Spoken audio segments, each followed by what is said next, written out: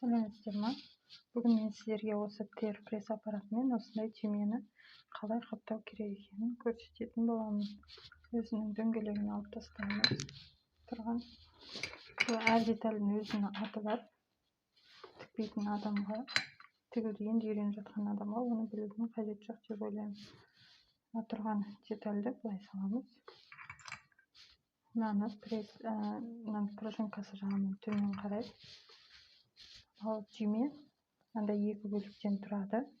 Біреуі үсті жағы, біреуі астыңғы жағы және қаптайтын материалымыз. Қаптайтын материалымыз мына түйменің диаметрінен 2,5 есе көп болу керек.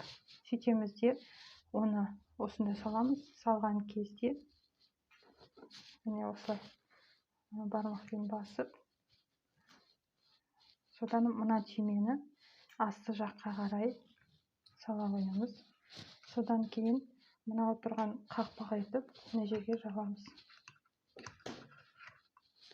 Осылай сөйтеміз де прессті басамыз.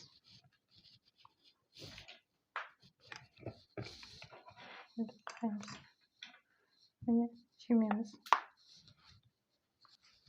түймеміз қапталып шықты.